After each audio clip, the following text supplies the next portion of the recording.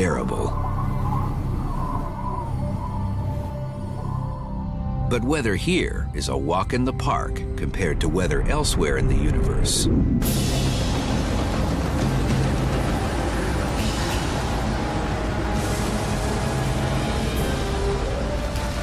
Rain, wind, and storms take on a whole new and strange meaning.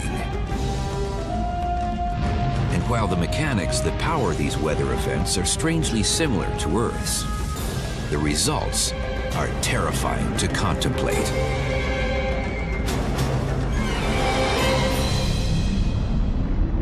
It's 900 degrees Fahrenheit on Venus, hotter than a pizza oven, every day. Mars is bone dry and colder than ice cold. You've got lightning, you've got storms. All those weather phenomena are ultimately driven by the fact that the temperature differences created by uneven input of sunlight are going to cause motions in the atmosphere.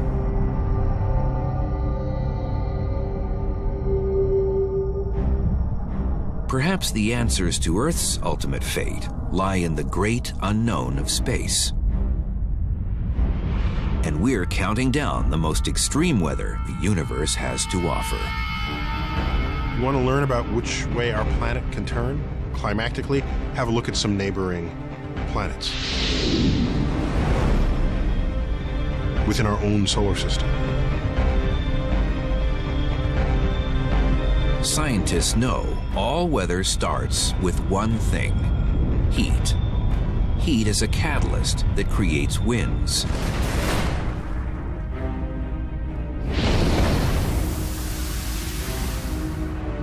And there are winds on other planets unlike anything Mother Earth has ever seen.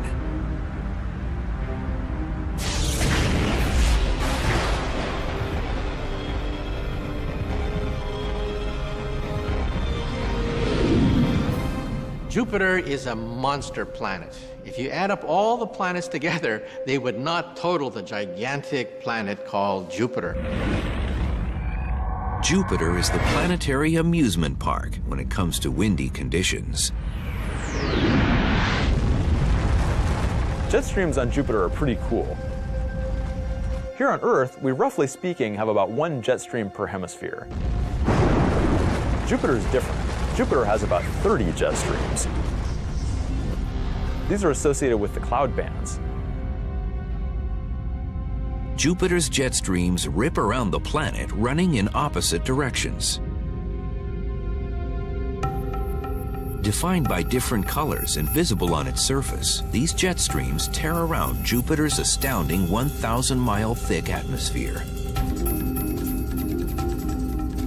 Earth, in comparison, has only a few jet streams and an atmosphere only 100 miles thick. But why so many jet streams? And why winds at all on a planet that doesn't even get a quarter of the sunlight as Earth?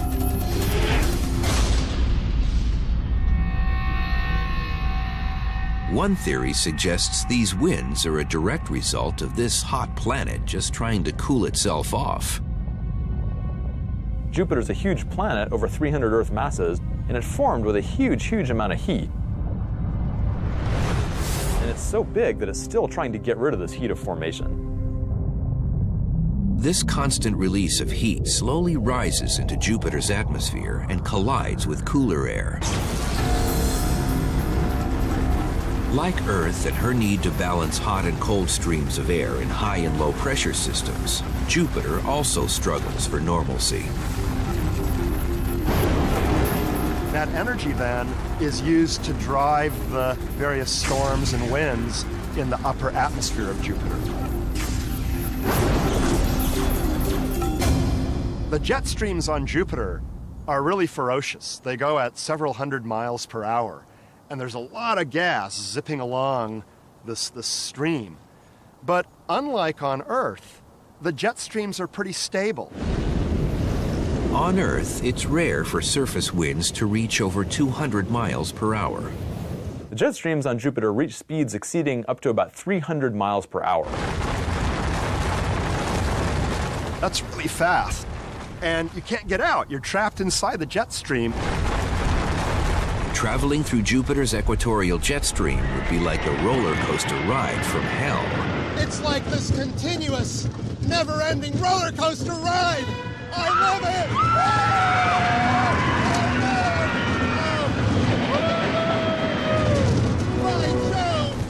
it! You would be pushed up and down by up to 100 miles.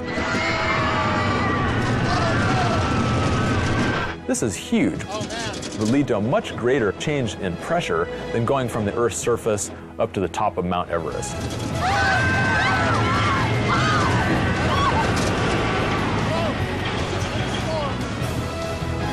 Jupiter's jet streams are pretty impressive, but 300 miles per hour is nothing compared to our next planet.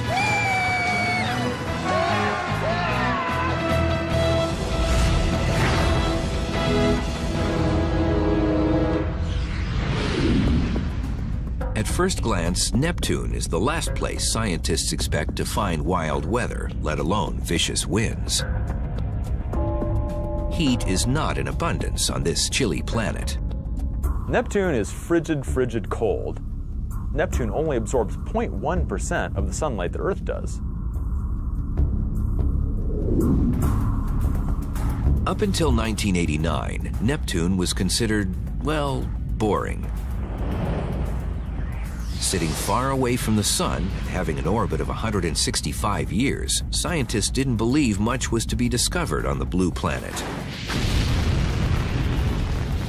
A visit from Voyager 2 changed all that.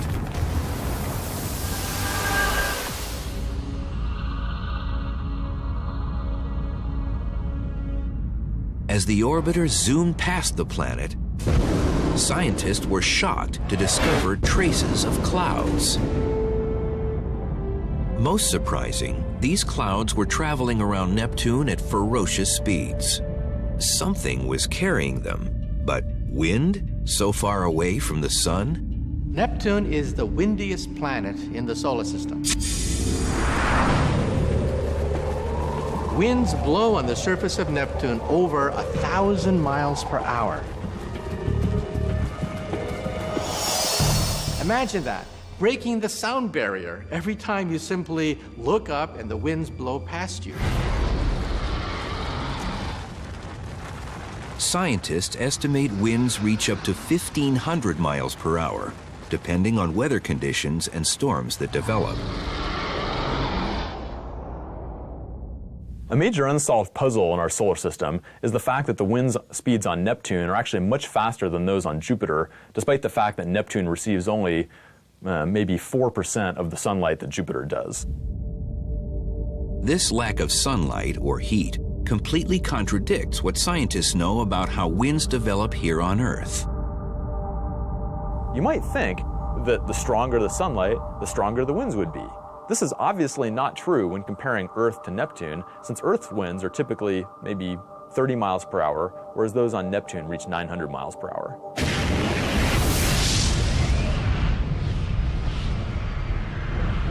Scientists suspect there is internal heat left over from Neptune's formation billions of years ago, but are perplexed how this internal heat could be enough to drive winds to this speed. There's twice as much heat getting out of Neptune as what the sun is putting in. However, that's not enough to explain the tremendous winds of Neptune. And science has come up with another hypothesis for Neptune's racing winds. A lack of friction might allow these winds to fly uninhibited around the planet. We can be very thankful that there's friction on Earth. Friction comes about when the winds are banging into things like trees and buildings and terrain like mountains. So friction ends up slowing down the winds.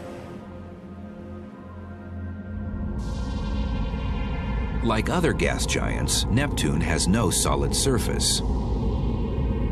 Even though the sunlight is extremely weak, if the friction is also extremely weak, then you can build up very fast winds over time. Neptune's winds are the most impressive in our solar system. But the universe is a big place, and what is a champion here pales in comparison to weather further out in space.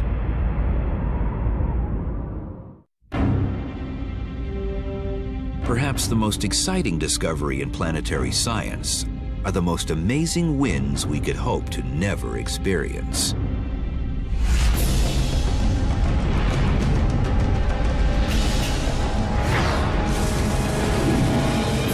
If you want to experience the wildest winds in the cosmos, then hot Jupiters are your destination. Hot Jupiters are a class of exoplanets.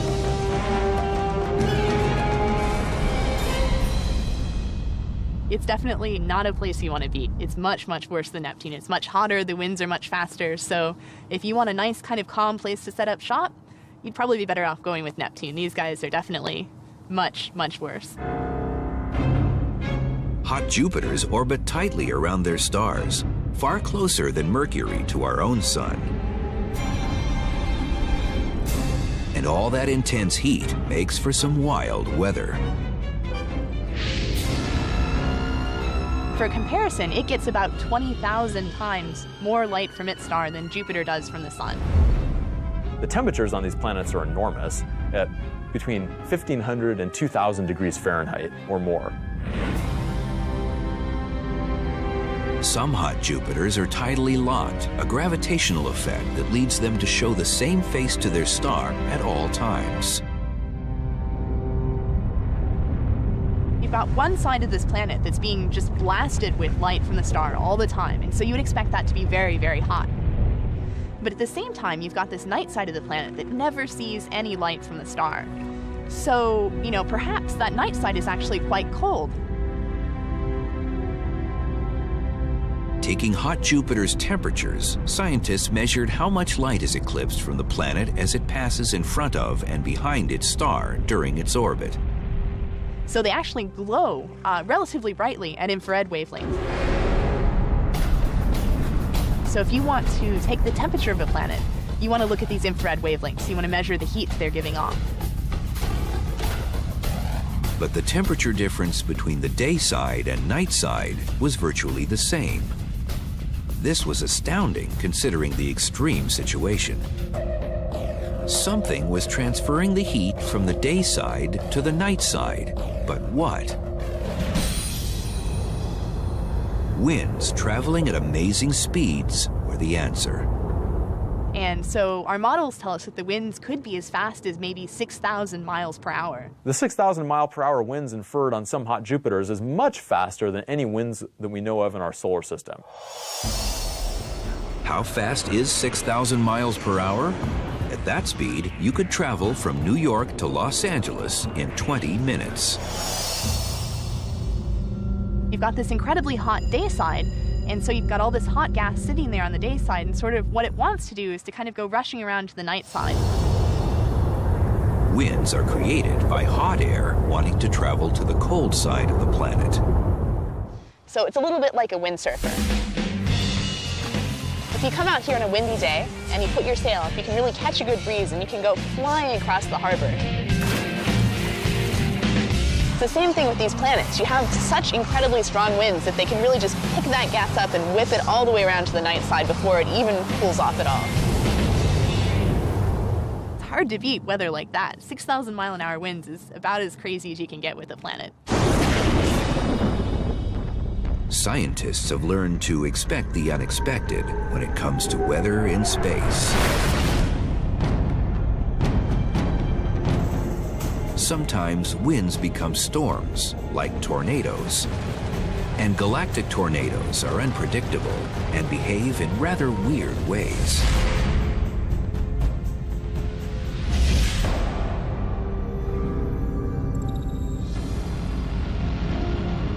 Recently, a tornado of epic proportions was discovered in space.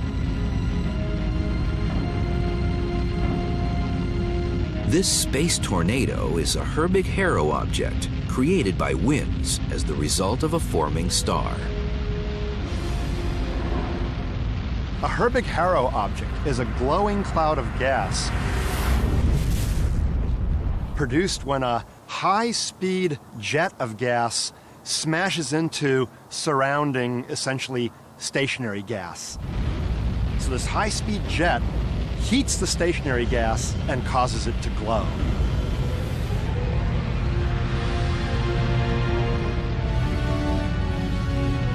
This object would easily be #1 on the list of wildest tornadoes in the universe, except for one important fact.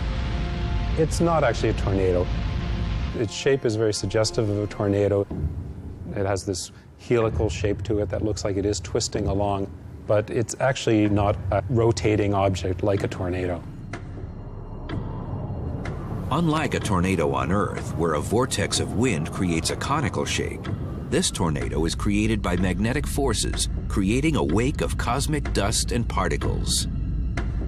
This one appears to have sort of a spiral shape within it.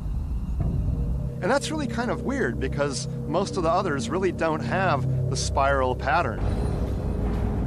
But the cause of the spin is probably different from that of a tornado on Earth.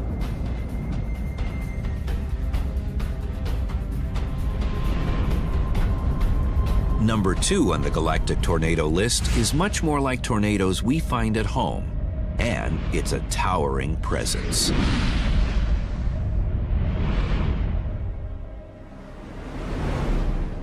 They're called dust devils, and they are Mars's answer to a planetary tornado.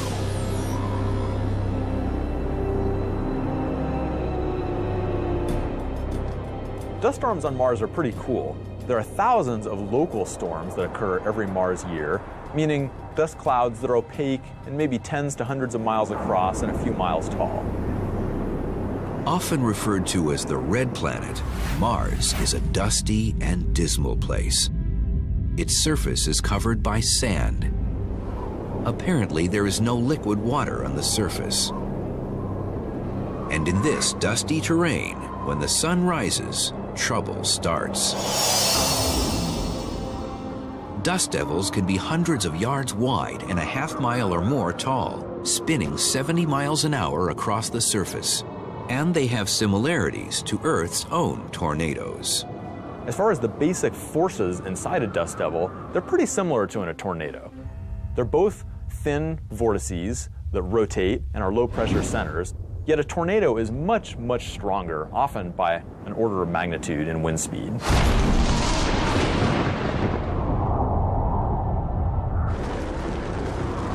The power of a tornado is undeniable.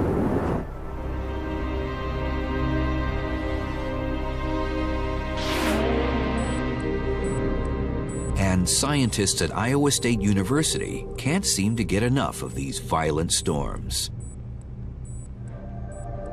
Here, they have built the largest tornado simulator in the world to understand vortex formation.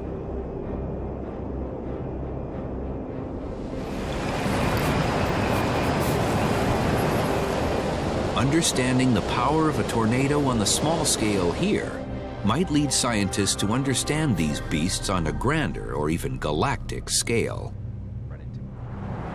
Scientists use dry ice and packing peanuts to observe vortex behavior. There's a 6 feet diameter fan on top of me, as you can see, which produces the suction, and the flow goes up and comes through the outer duct, and it's rotating, and then the flow converges to the center and again goes up. And as it's going up, it produces the vortex of a certain size, which we can control. Combined, these elements perfectly mimic the formation of a vortex as it swells from its base and grows to a funnel. Scientists know that just like tornadoes on Earth, dust devils form from the ground up.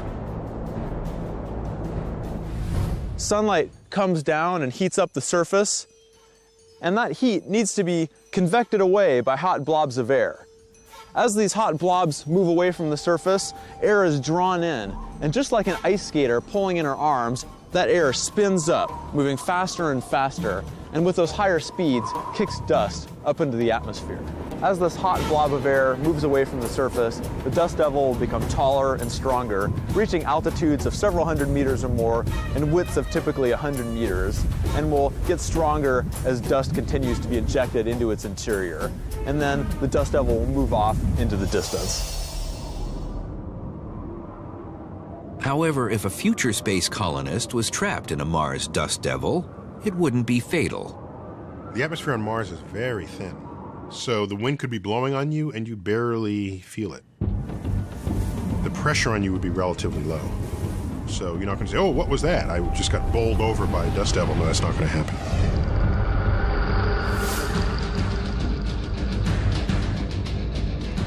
The final galactic tornado event on the countdown is a true mystery, and it turns theories behind tornado formation upside down.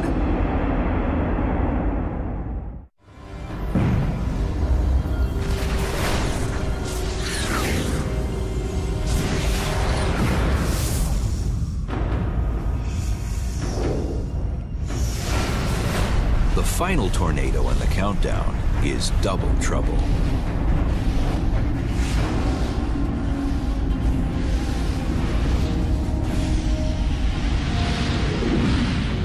Venus, once viewed as a romantic planet, has some truly horrific weather conditions.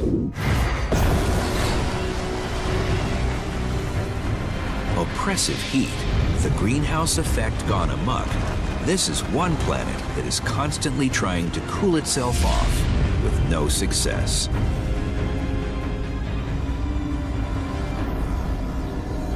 Venus is a fascinatingly hostile place.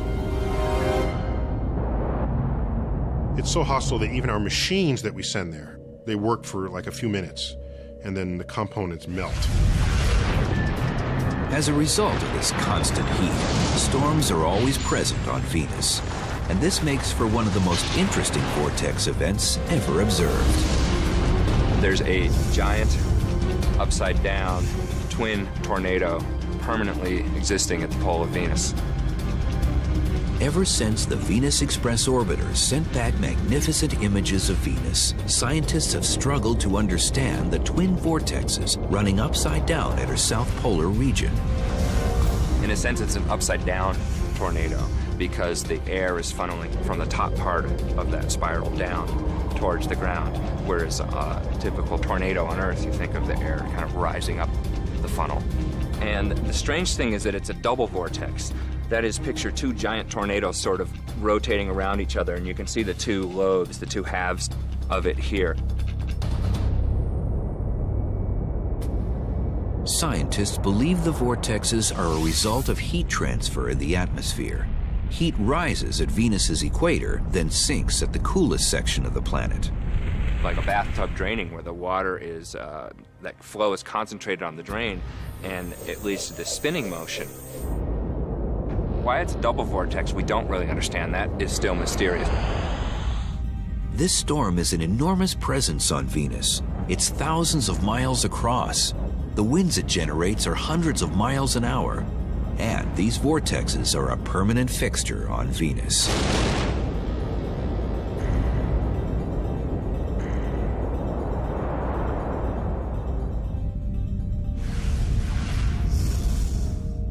Weather takes many strange forms in space. Even rain.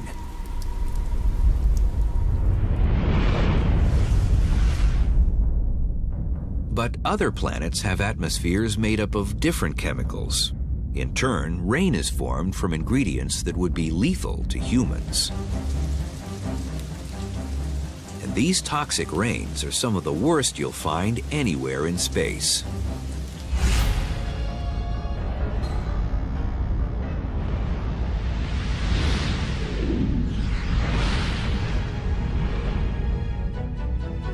Far out past the rings of Saturn lies the second biggest moon in the solar system.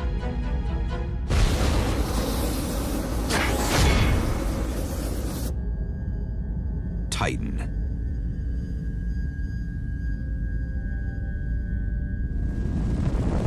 In 2005, the Huygens Cassini probe pierced Titan's atmosphere, landing on its surface. What it discovered was a place with features eerily similar to Earth's. Titan is the only planetary body in the solar system that has seas, like Earth. In fact, I regard Titan as a deranged version of Earth. Scientists were excited to discover mountains, washes, even lakes the size of Lake Superior. And the liquid that fills Titan's lakes and rivers isn't water. It's methane. I wouldn't want to go swimming in one of those lakes. They're liquid methane, which is extraordinarily cold. And that means when condensation occurs on this planet, it rains methane.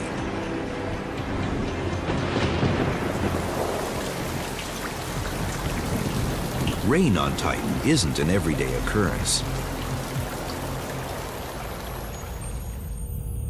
In fact, scientists have only witnessed cloud formation a few times. But the evidence is everywhere. Deep washes as a result of significant rainfall. Here we are in Tucson. It hasn't rained for days, and it doesn't usually rain, but occasionally it rains very strong, and we get a lot of water coming through this wash and eroding this wall. This is the same kind of evidence we see on Titan, where usually it doesn't rain, but occasionally it produces phenomenal washes. Rainstorms on Titan might be pretty violent. We see lots of erosional patterns on the surface that suggest that some of these storms have been pretty powerful. Scientists believe it takes time for a storm to develop on Titan. And every once in a while, enough clouds build so a rainstorm occurs. So what if we do see a storm here? What would it look like? Well, the big ones are incredible. They would cover the sky from one end to the next.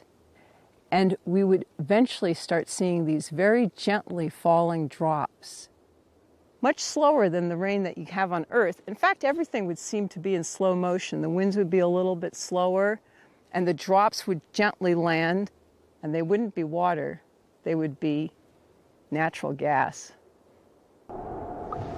Imagine a toxic drizzle with the consistency of waxy crude oil, all at minus 300 degrees. That's Titan.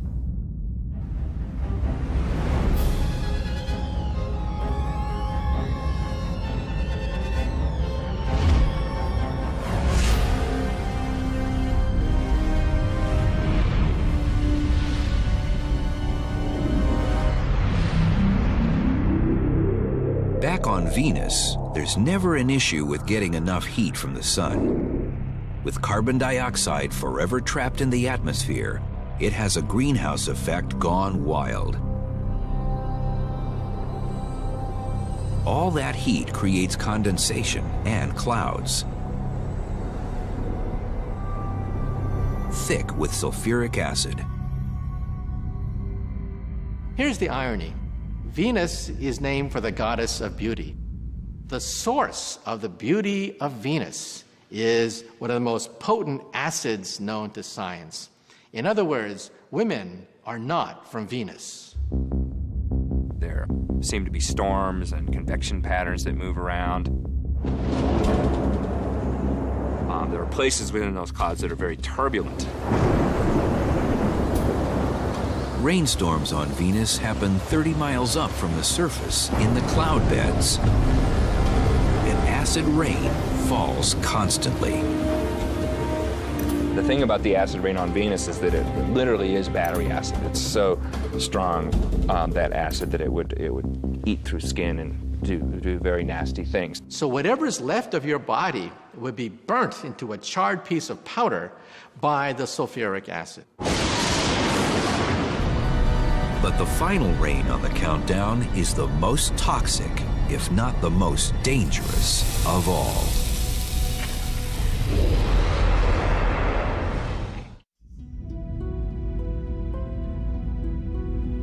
throughout the universe, failed stars called brown dwarfs hide in the shadows.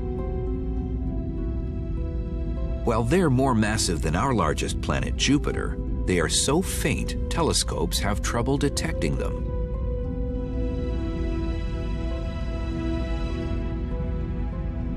A brown dwarf is a failed star. It's a wannabe. It's a ball of gas that never quite made it. You have to have a certain amount of gas before you get ignition and you get a beautiful star emerging.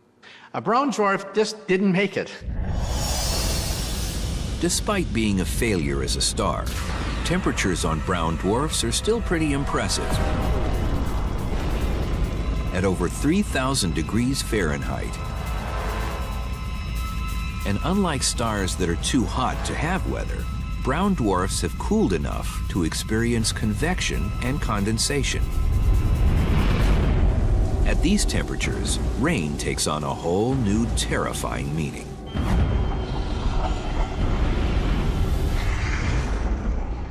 Deep in the atmosphere of a brown dwarf, it's so hot that even iron is a vapor. It's a gas, like water is in our own atmosphere.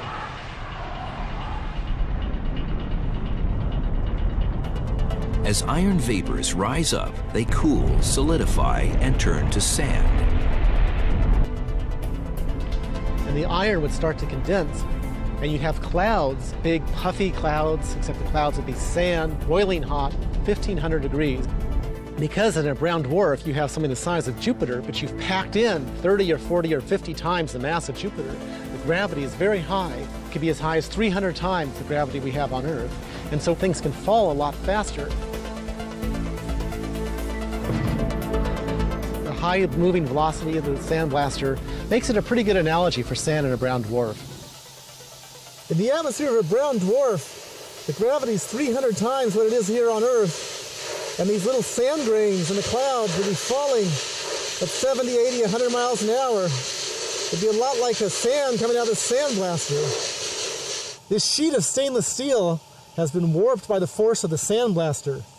You can imagine the iron rain in the atmosphere of a brown dwarf coming down at 100 miles an hour, what it might do to a sheet like this. These drops of liquid iron, they're maybe 2,800, almost 3,000 degrees Fahrenheit. These drops can really start falling at high velocity, 50, 80, 100 miles an hour. So you can imagine your umbrella would be torn to shreds by this hail of molten iron. It'd be a real rainstorm from hell. This has got to be the worst weather in the universe.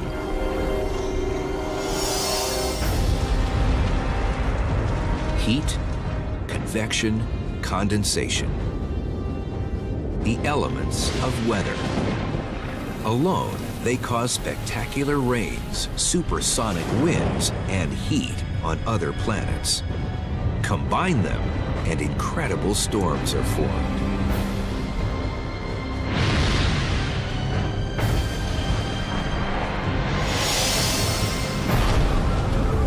A storm needs a temperature difference. On Earth, every storm is a result of uneven heating by the sun. The easiest example is the ocean is colder than the land.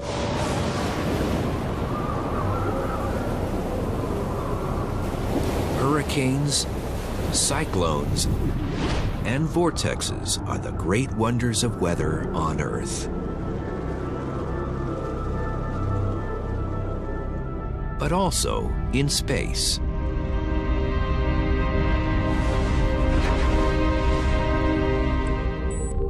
And unlike Earth, where storms last hours or perhaps a few days, some storms in space can last centuries.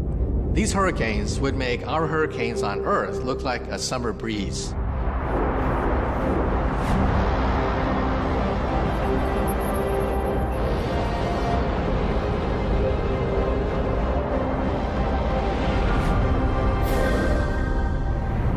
Neptune has the fastest winds in the solar system. But it also has a great dark spot. A mysterious hurricane-like storm that appears and disappears with no warning. It flies around the planet counterclockwise. Discovered by Voyager 2, it's big, with black and blue features.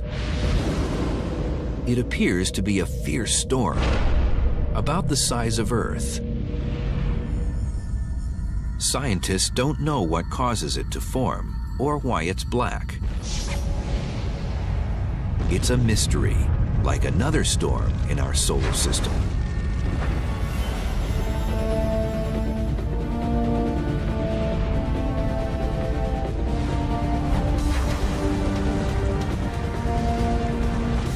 Saturn is famous for its magnificent rings, but is a little mysterious when it comes to its atmosphere. But sit back and wait 30 years, and Saturn will put on a storm so magnificent it would impress Mother Nature herself.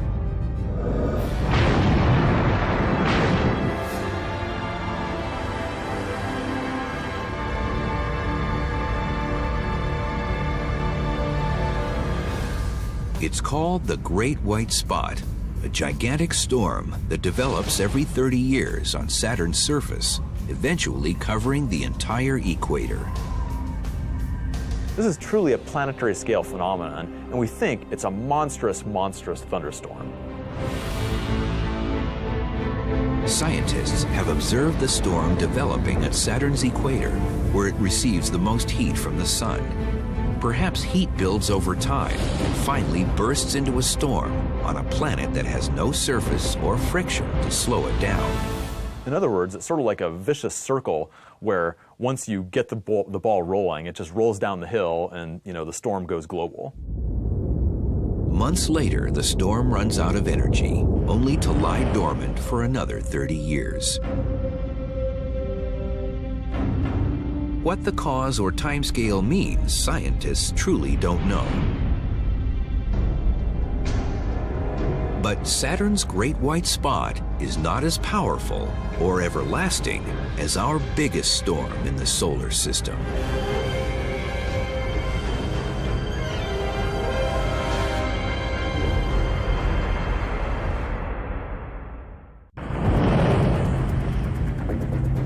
Jupiter has long been a source of fascination for scientists when studying wild weather in space. And its great storm has been a feast for the eyes for centuries.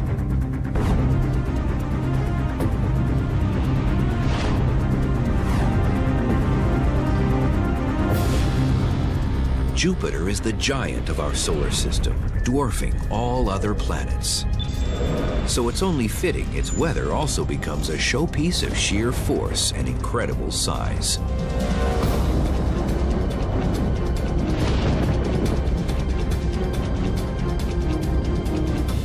In 1664, the astronomer Robert Hooke noticed something strange about Jupiter. There was a pimple there, which we now call the Great Red Spot. It's been stable. Think of it. A planetary storm, several times the size of the Earth, stable since 1664. This is one of the amazing features of our solar system. The Great Red Spot was named that long before we knew what it was, because you can see it from a telescope on Earth. And so for hundreds of years, people have known about this Great Red Spot. The Great Red Spot is the most impressive storm of our solar system. And it's been churning for at least 300 years. The mother of all hurricanes in our solar system is actually on Jupiter. It's not technically a hurricane, but it behaves very much like one. It has a heat source, it has swirling winds, but it dwarfs anything on our planet. This storm is so big you could take 2 Earths and stick them right inside the storm. The winds are blowing at 300 miles an hour.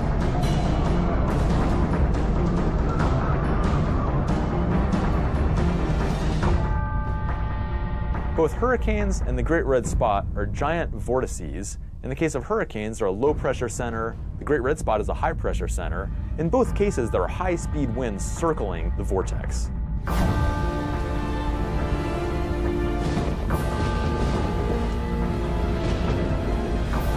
Like a giant eye, the storm continuously circles Jupiter. Wind speeds reach 400 miles per hour. And the giant red spot never seems to dwindle in strength. Powered by the internal heat of Jupiter, it also eats anything in its path. If you're a small vortex and you're in the path of the Great Red Spot, look out. You're going to be gobbled up like a little fish. Scientists believe the lack of friction or surface on Jupiter might allow this storm to churn uninterrupted for centuries more.